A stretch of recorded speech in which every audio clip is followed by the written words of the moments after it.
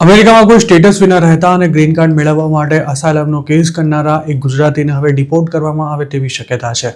પેન્સિલ્વેનિયામાં રહેતા કૌશલ પટેલ નામના આ વ્યક્તિ પર યુએસ સિટીઝન ન હોવા છતાં પણ વોટર રજિસ્ટ્રેશન એપ્લિકેશનમાં પોતાને સિટીઝન તરીકે ઓળખાવી વોટર્સ લિસ્ટમાં નામ નોંધાવવા બાબતે ફેડરલ ચાર્જ લગાવવામાં આવ્યા છે.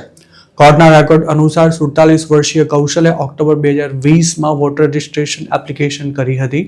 જોકે તે વખતે તે ઇન્ડિયન સિટીઝન હતો. આરોપીના એટર્ની ફિલિપ સ્ટેનબર્ગના જણાવ્યા અનુસાર આ મામલે સરકાર તરફથી વધુ માહિતી મળ્યા બાદ તેઓ પોતાનો કેસ તૈયાર કરશે. તેમણે એવો પણ દાવો કર્યો હતો કે 20 વર્ષથી અમેરિકામાં રહેતા તેમના અસીલ એટલે કે કૌશલ પટેલે અત્યાર સુધી કોઈ કાયદાનો ભંગ નથી કર્યો. તેઓ ફિલાડેલ્ફિયામાં કામ કરે છે, ટેક્સ પે કરે છે તેમજ કમ્યુનિટીના એક્ટિવ મેમ્બર છે અને સાથે જ 2 દીકરીના પિતા પણ છે.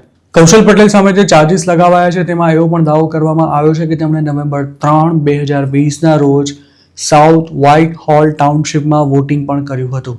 તેમના પર વોટિંગ કરવા માટે સિટીઝનશીપ અંગે ખોટી માહિતી આપવા અને ખોટી રીતે વોટર તરીકે પોતાનું નામ રજિસ્ટર્ડ કરાવવા ઉપરાંત ફ્રોડેન્ટલ વોટિંગ અને વોટિંગ બાય એલિયન્સ સહિતના ચાર્જીસ લગાવવામાં આવ્યા છે. આરોપી કૌશલ પટેલ સામે ઓક્ટોબર 15ના રોજ ચાર્જીસ ફ્રેમ કરવામાં આવ્યા હતા અને તેને લગતા પેપર્સ ઓક્ટોબર 29ના રોજ અનસીલ કરાયા હતા.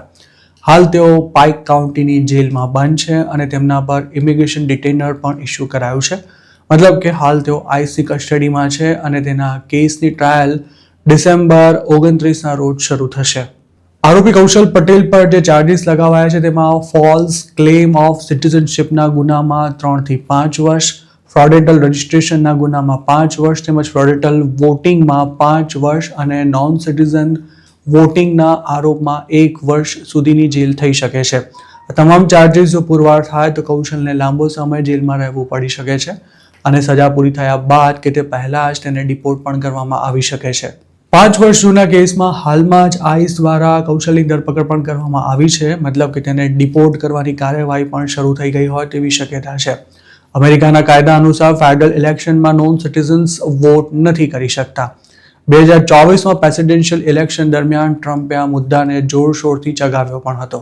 જોકે અત્યાર સુધીમાં કોઈ ગુજરાતીને આવા આરોપમાં કસૂરવાર ઠેરવી તેને સજા સંભળાવવામાં આવી હોય તેવો લગભગ કોઈ જ કિસ્સો સામે નથી આવ્યો.